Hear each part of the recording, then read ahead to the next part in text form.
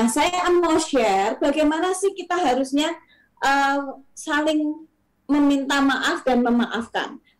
Suami istri adalah salah satu hubungan yang terpenting yang kita miliki. Jadi kita harus saling menghargai dan memperbaiki setiap hari. Ada kesalahan-kesalahan apapun, kita mesti ambil komitmen untuk memperbaiki dan setiap hari dan menghargai pasangan kita per hari. Kita komitmen untuk menghargai apapun yang terjadi. Belajar untuk menghargai kesalahan.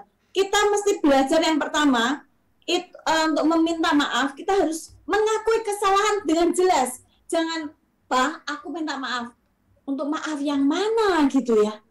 Kita mesti tahu. Kita mesti perjelas. Iya, aku kemarin sudah melakukan kesalahan ini. Supaya yang dimintain maaf juga, oh iya. Jangan kita meminta maaf hanya permukaan. Seringkali karena kita gengsi, saya dulu sering gengsi ya. Saya kalau minta maaf, ya sorry lah Pak. Lah sorry yang mana gitu ya. Dianya juga, ini ngapain sih minta sorry gitu kan. Misalnya seperti itu. Tapi kita mesti belajar mengakui kesalahan dengan menyebutkan kesalahan kita dengan jelas. Hal yang kedua, berbicara secara pribadi. Nah, sekarang ini kan banyak melalui WA, ada apa ya, telepon, kalau zaman dulu kan telepon. Nah, akan sangat baik kalau kita meminta maaf itu secara pribadi. Jangan melalui WA, jangan melalui SMS, jangan melalui ini. Supaya kita bisa ngerti, ketika kita bertatap muka, kita tahu, memahami dan mendengarkan perasaan orang tersebut. Ya, orang suami kita atau istri kita.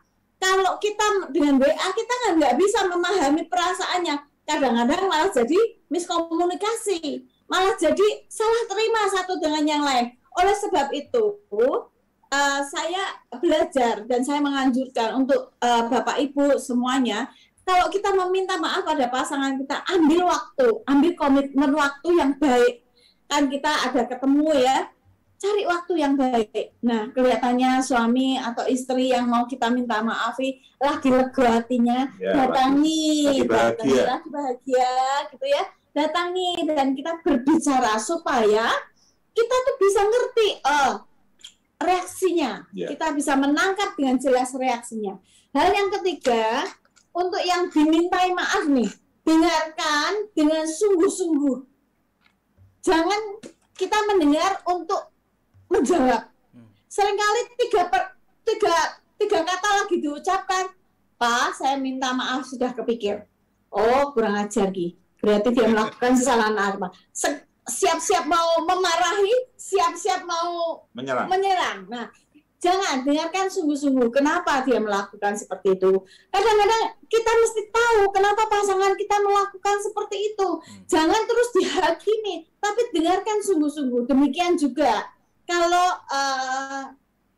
buat pasangan yang sudah minta maaf, kita juga mesti mendengarkan pasangan yang dimintain maaf itu apa yang dia rasakan gitu ya. Oh, kenapa dia tersinggung misalnya, tersinggung gitu. Nah, apa yang saya teringat satu peristiwa ini tidak terlalu lama sih, mungkin beberapa bulan yang lalu. Saya itu kadang-kadang kalau ngomong nyelkit gitu ya, nyelkit terus nggak kepikir bahwa itu menyakiti hati dan nggak kepikir bahwa guyonan saya itu masuk di hati suami saya. Satu ketika saya lagi ngobrol dengan beliau di meja makan, ya baik-baik semuanya, hahaha gitu ya. Terus dia nanya sesuatu, saya tuh jawabnya nyelekit gitu. Ya mungkin buat saya nggak apa-apa gitu.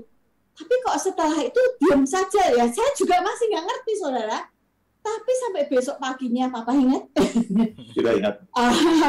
Sampai besok paginya beliau tuh bilang gini, aku mau bicara. Bicara apa? Kamu kenapa kemarin ngomong misalnya, saya lupa juga perkataan saya.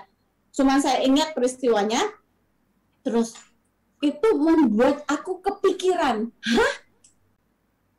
Saya waktu itu saya belajar benar-benar dan saya ketika itu saya shock gitu.